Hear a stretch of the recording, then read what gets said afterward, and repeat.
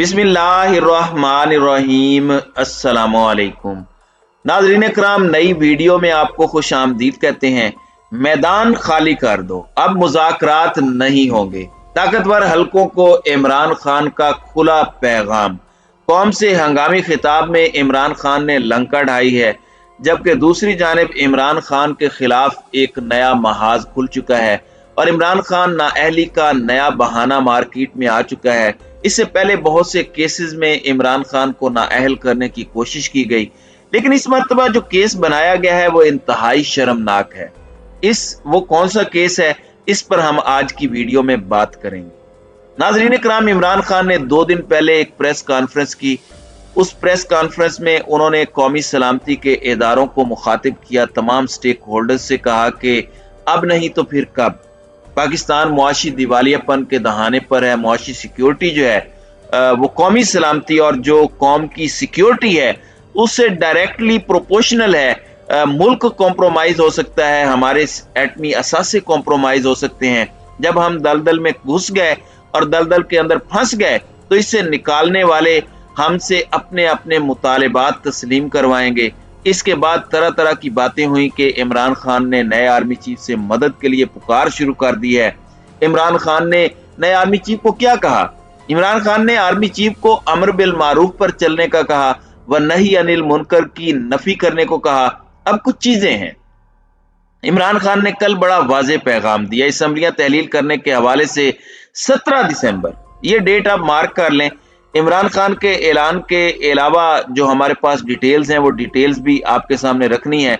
सबसे पहले तो मैं आपको ये बता दूं कि साबिक वजीर आजम इमरान खान का कहना है कि वो 17 दिसंबर को पंजाब और खैबर पख्तूनख्वा की सूबाई असम्बलियां तोड़ने का ऐलान करेंगे। उन्होंने कहा कि 17 तारीख को लिबर्टी चौक पर तहरीक इंसाफ का इज्तिमा होगा, जहां वो दोनों असम्बलियों की तहलील के हवाले से ऐलान करेंगे।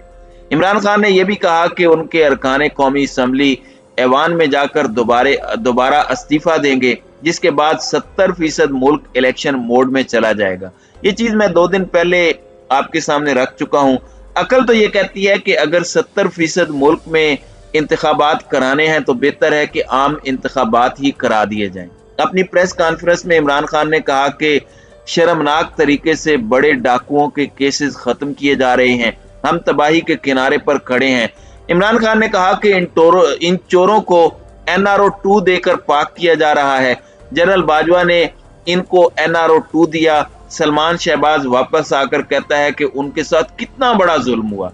चेयरमैन PTI ने कहा कि इनके केसेस से जुड़े अफराद हार्ट अटैक से कैसे इंतकाल कर जाते हैं, कोई इसकी तहकीक करे।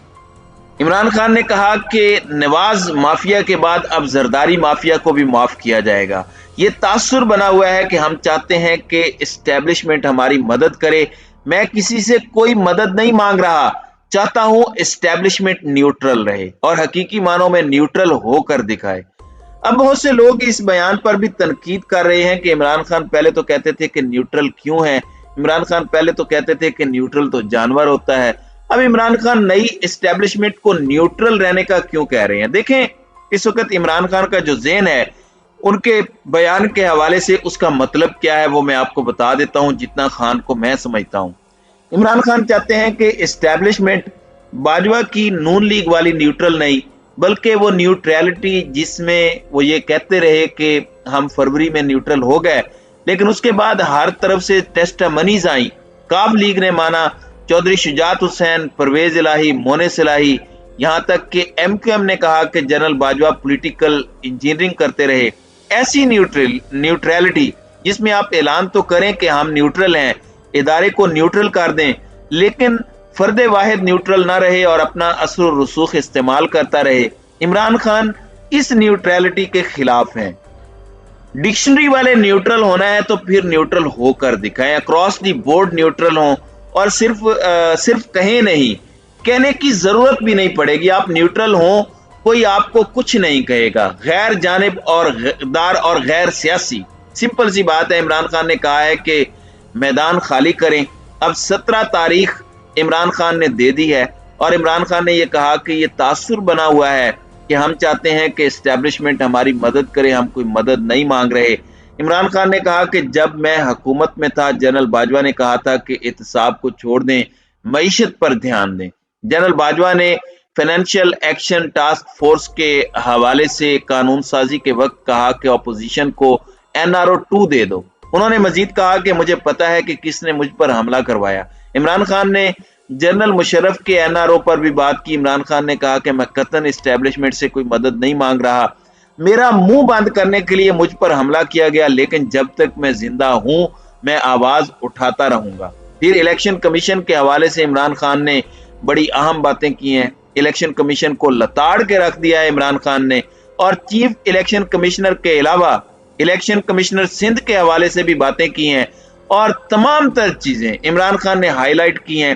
لبے لباب اور مین پوائنٹ عمران خان کی ساری باتوں کا یہ ہے کہ عمران خان نے آج مقتدر حلقوں کے حوالے سے اپنی پوزیشن واضح کر دی ہے کہ کانسٹیٹیوشنل رول میں رہیں۔ وہیں دوسری جانب آپ دیکھیں کہ ابھی بھی کچھ ایسے عوامل ہو رہے ہیں۔